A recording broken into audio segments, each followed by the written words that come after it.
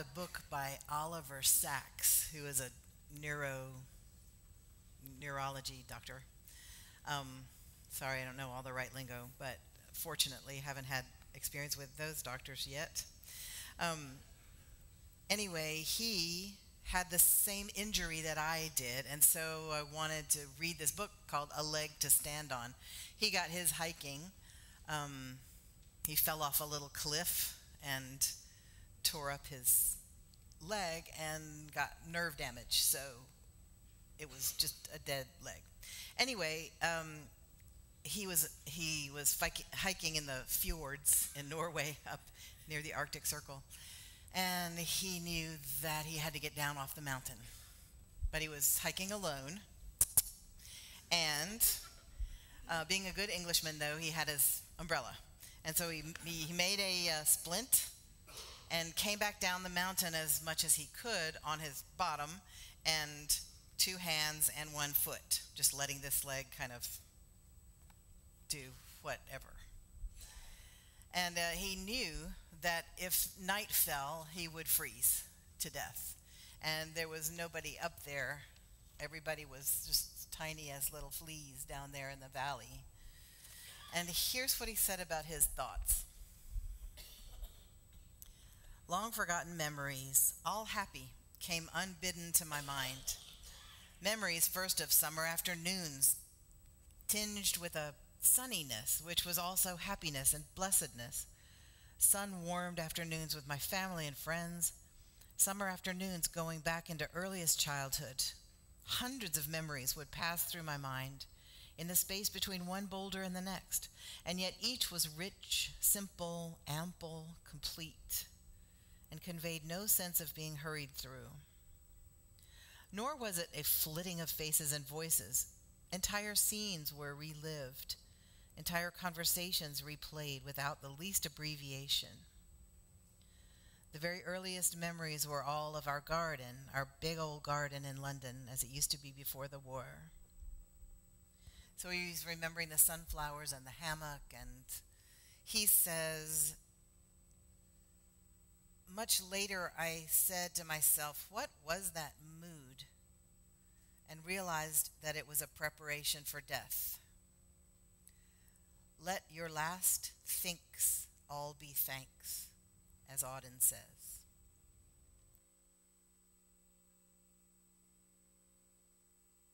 So being near death was something that he experienced without actually dying, because there was a father and son happened to be reindeer hunting on the mountain, and they got him back down. Oscar Wilde, his last words were supposed to be, either this wallpaper goes or I do.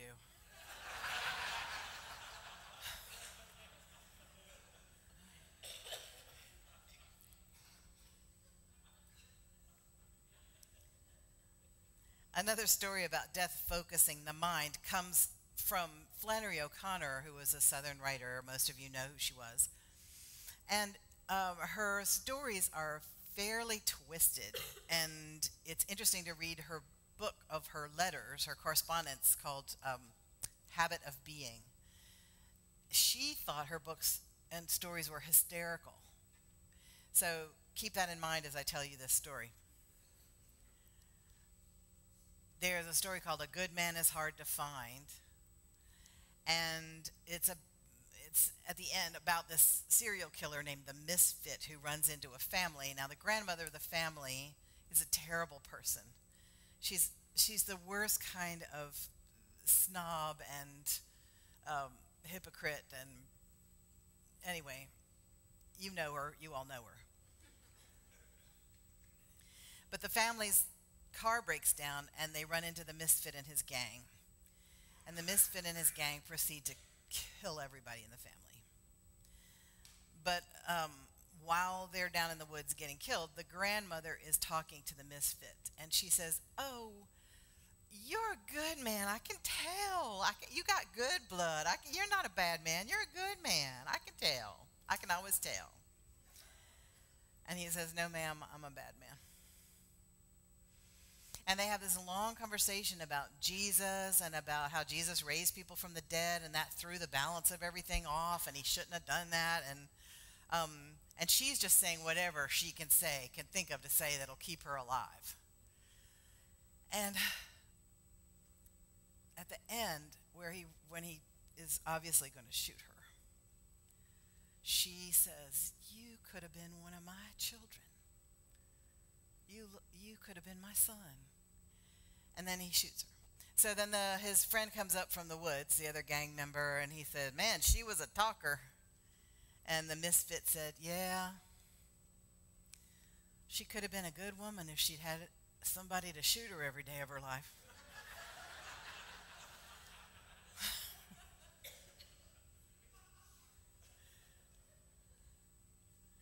I'm glad y'all think that's funny too.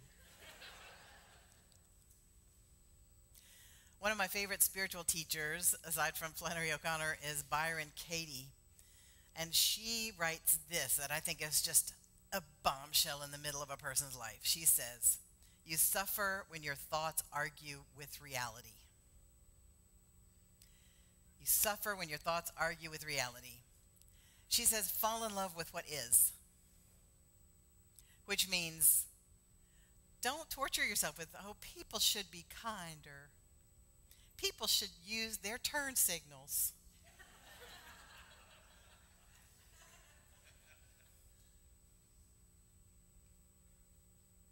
Anytime you hear yourself saying, "Oh, people should do this," or "the world should be like," or "it shouldn't be raining right now," or "it should be cold," just think, I suffer when my thoughts argue with reality. You're part of reality too, so you can do whatever you want to change it because you're part of everything. But it's interesting to inquire of your thoughts. Is what I'm thinking really true? People should be kinder. Is that true? Am I sure that it's true? I don't know. They're not kinder. So perhaps reality is how it should be. I don't know. I'm talking about death this morning and the 5 remembrances of Buddhism. In one of the Hindu scriptures, the Mahabharata, the sage is asked, "What's the most amazing thing you've ever seen in your life?" And the sage says, "I see people live their whole lives surrounded by death, and yet they do not think they are going to die." So in Buddhism, there is this meditation on your own death, and some people do it before every meal. And some people do it unattached to meals. But it's seen to be one of the 2 most important spiritual practices in Buddhism, meditating on your own death and learning to be kinder. The 2 most important. And so you think, well, meditating on death, that's kind of morbid, and that's, negative thinking, isn't it? Negative thinking. But the Buddha would say, just try it. You're not a bad person if you don't do it. You're not a good person if you do it. Just try it and see if it doesn't shine a light of death on your life. If you shine the light of death on life, you start seeing your life a little bit differently maybe. You start maybe making different choices. Here are the 5 remembrances. I am subject to aging, and I have not gone beyond aging. I am subject to illness. I have not gone beyond illness. I am subject to death. I have not gone beyond death. I will grow different, separate from all that is dear and appealing to me. I am the owner of my actions, heir to my actions, born of my actions, related through my actions, and I have my actions as my arbitrator. Whatever I do for good or evil, to that will I fall heir. So naturally this week I was practicing picturing myself dead, and I thought, okay, the world will go on without me. Nobody's going to just stop for any length of time and go, what do we do without Meg? I mean, people will be sad, and don't get me wrong, I want so much wailing and gnashing of teeth at my service. Nobody will be able to read or say anything. It'll just be, I might even hire some mourners. But I mean, in 30 years when it happens, I hope there are mourners for hire. I don't think there are right now. If anybody wants to start a small business.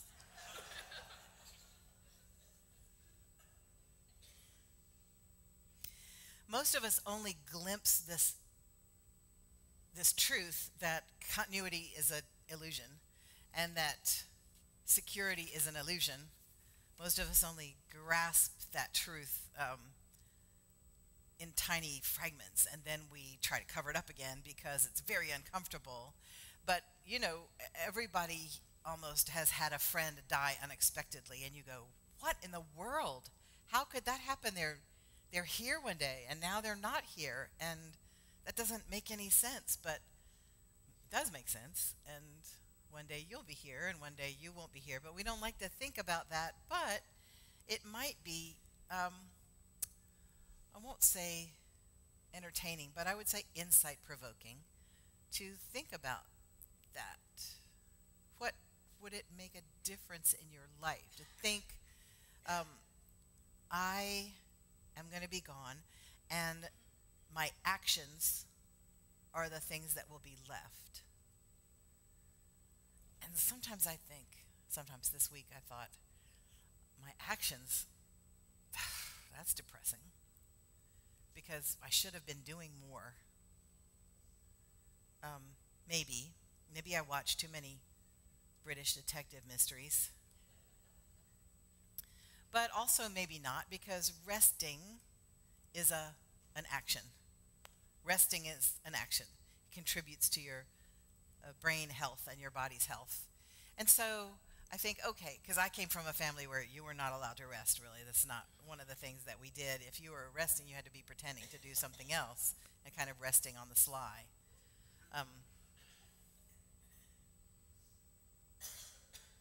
Anyway, I was about to go down a rabbit hole over there. But, so your actions are positive and your actions are negative, and you are downstream from all your actions. So if you're up there pouring toxins into the river, that's what you're going to be drinking downstream. And if you're up there cleaning the river and keeping it healthy, that's what you're going to be drinking downstream. Does that make sense? And so the only other thing is that you walk around in this world and you're being bombarded and battered sometimes by the consequences of other people's actions. These are the decisions they made about politics, or these are the decisions they made about how to build roads, or these are the decisions they made about how to behave in the world. They decided to drink and drive, and that's the consequence of their action, but you caught that consequence because they T-boned you in the middle of the highway, and now you're in the hospital. It's very vulnerable feeling to be at the mercy of the consequences of other people's actions as well as your own. And you think, I thought, well, where's the grace in this? Where's the forgiveness in this? But then I realized even in Christianity, where there's a concept of grace, grace makes you forgiven by God, but it doesn't take away the consequences of your actions. And so in Buddhism, where there's no sense of sin, you do something, and then you are born, your future self is born of that action and all the other ones that you have done. And when you do something bad, in Buddhism, they don't think, oh, you're a sinner, you're a bad person. They just say, wow, that was ignorant. You didn't understand what would happen from that. You're struggling with a lack of knowledge. And perhaps instead of punishing you, we should educate you and help you in your struggle, which I think is great. I don't know what it would mean for the whole criminal justice system, but I do know that would be pretty different.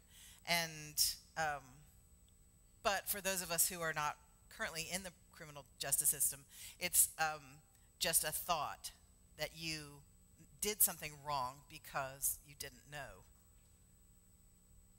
what would happen from that, or you thought you knew. But anyway, you make a decision, and then you're on the road of that decision, and you take whatever consequences come, and you can make other decisions to mitigate that decision.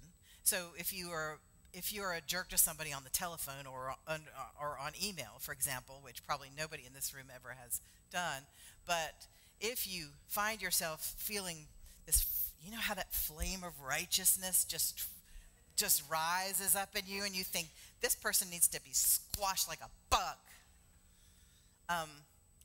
If you don't put that aside and you follow through with that, perhaps you could later then email that person again and say, I'm so sorry, that was a very jerky thing for me to say. Or even customer service, where you're so frustrated and you're mad already by the time the poor computer person comes on the line, and you just want to be righteously mad. But you maybe, if you do this contemplation of death, maybe in the middle of that will have some compassion and say, I am of a nature to die, and you're of a nature to die. And if I were to die after I hang up this phone, I sure don't want this to be the last conversation I had on this earth. And it says, then you're supposed to contemplate how everything you love is going to change. There's impermanence in everything you love. And even someone in my research this week suggested that you hug your children as they go out the door, and think in your mind, this may be the last time. That would make me crazy. But see, I think a lot of this is a very good idea. I just don't know how to do it without being crazy yet. But I need to forget about the possibility that something, well, you never forget the possibility that something bad could happen to your children, do you? It's always in your mind. I mean, any parent has lived through the death of their children many times. Every time they're 10 minutes late calling, you think, oh, they're in a ditch. You can picture them. You can see them. Oh, it's a burden. But perhaps if we were to meditate on this, the possibility of the end of things, it would make us strong enough not to be jolted into terrible thoughts when a phone call is 10 minutes late. Does that make sense? That you're sturdier. You're sturdier if you schedule your own meditation on death. So, what does it mean? You're heir of your own actions. Your actions are the only things you own. Does that make you live your life any differently? I think yes. I think it does. I think you think, first of all, I need to do something big. I need to write books, and I need to change the world. And yes, that is good. And most of the actions that we're heir to are like 10 or 15 small actions every day. Small actions. Like doing the thing you said you would do. Like being helpful to your partner or kind to a stranger. Showing up when you said you would show up. The church provides innumerable opportunities for these small actions. You go see Shannon at the visitor table and say, I'd like to help with the ushering. And she goes, fabulous. And then you show up on the day that you said you would show up to usher. Or you go see Lane, who runs the faith development programs, and you say, I would like to be a classroom helper because I haven't been around children in, 20 years, or I'm about to have a baby and I have no idea what they're like. Let's go see what the little creatures are like. And she would be very glad of the help. And then you show up when you say you're going to show up, or you go to the protests that you said you would go to, or you make the phone calls you said you would make. And these are the tiny little actions. You go up to somebody in coffee hour who has a red name tag because you know they're not going to say, I've been a member for 12 years. I can't believe you don't know me, which is our horror, a nightmare, right? If we say, hey, are you a visitor here? Somebody goes, I'm not a visitor. Are you a visitor?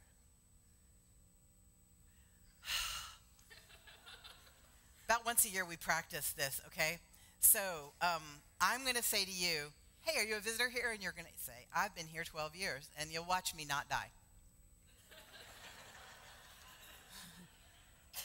Hey, are you visiting here this morning? Oh, good. I'm Meg. What's your name? See, I didn't shrivel and scream and end up a pile of goo like the Wild Witch. I think they're supposed to call her the Wicked Witch, but I always call her the Wild Witch. Anyway, so little tiny actions are what shape our lives. Little tiny actions are what make you who you are. And so we just have endless opportunities every day, and if you make a mistake, oh well. In our house, we're allowed 3 mistakes a day. I don't know how many you're allowed in your house, but you can set the number any way you want. So you go, I made a mistake. That was a mistake. You say something, and if somebody goes, that really hurt my feelings, you go, oh my goodness, I'm sorry. Not, I can't believe that hurt your feelings. It's just as easy to go, I'm sorry. I'm going to end with another wonderful Mary Oliver poem. And if I'm accused of overusing Mary Oliver in this service, I say to you, it's her fault. She shouldn't write such good stuff. This is a poem called When Death Comes. When death comes like the hungry bear in autumn, when death comes and takes all the bright coins from his purse to buy me and snaps the purse shut. When death comes like the measles pox, when death comes like an iceberg between the shoulder blades, I want to step through the door full of curiosity, wondering, what is it going to be like, that cottage of darkness?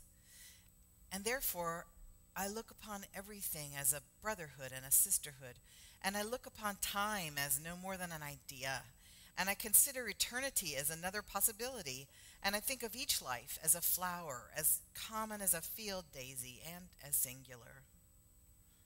And each name a comfortable music in the mouth, tending, as all music does, towards silence. And each body a lion of courage and something precious to the earth. When it's over, I want to say, all my life I was a bride married to amazement. I was the bridegroom taking the world into my arms. When it's over, I don't want to wonder if I have made of my life something particular and real. I don't want to find myself sighing and frightened or full of argument. I don't want to end up simply having visited this world.